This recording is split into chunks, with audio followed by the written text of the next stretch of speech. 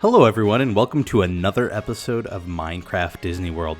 This week we're headed back to the Land Pavilion in Epcot's Future World, and we're going to be taking a look at an opening day attraction called Living with the Land. Now, this attraction wasn't always called Living with the Land. As with many attractions at Disney World, it's undergone a few changes.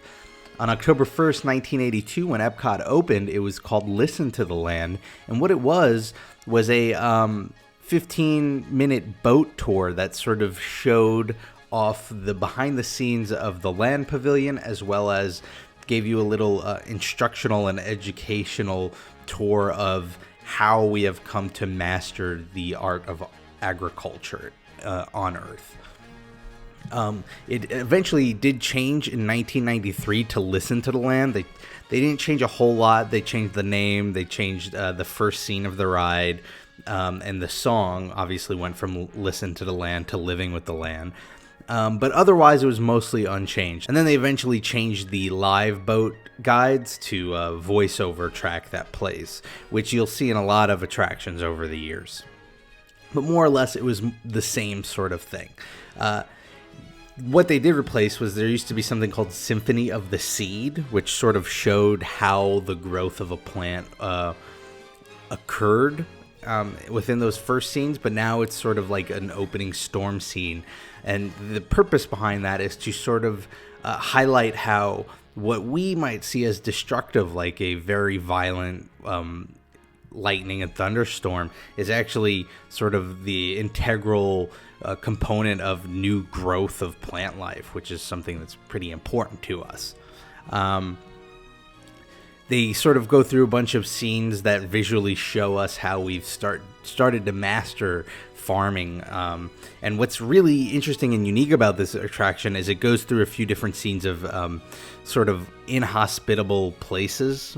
Or I shouldn't use inhospitable, but places that are not very conducive to farming. So there's like a rainforest, or there is a desert scene, and then there's sort of the prairie that shows, violent storms again.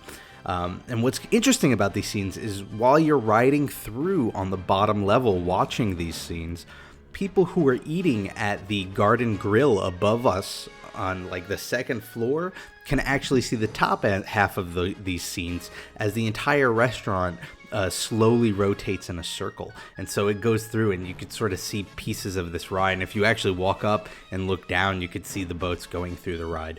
So it's sort of a cool way that Disney took these scenes that were meant for one attraction, and they sort of added value by making it something you could see while you were eating at the Garden Grill. And another cool thing, that ties the two together is a lot of the fresh produce used in the Garden Grill is grown in the Land Pavilion, because the second half of the attraction is actually a tour through their greenhouses in which they are growing food that they do use throughout the parks. In fact, just to throw out like a quick number, like just to show the advancements they've made, is they make up to 35,000 tomatoes in a 16-month period. 9 pounds of lemons, lettuce plants that produce tens of thousands of heads of lettuce. I mean, they really are serious about using this not only as a means of an attraction for people, but as a way of practicing what they preach, so to speak, when it comes to renewable farming and farming in different areas.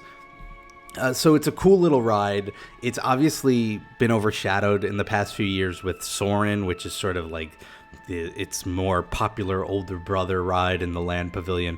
But I think it's definitely a fun thing to go on and ride. I think the lines are usually short because it is no Soarin'.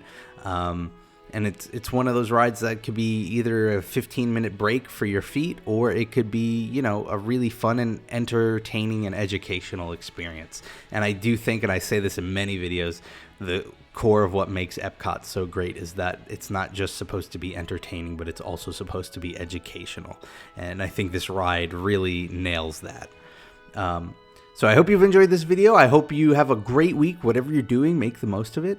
And I hope you join me next week when I take another attraction from the MC Magic Minecraft server and explore its history in Minecraft Disney World. Bye, everyone.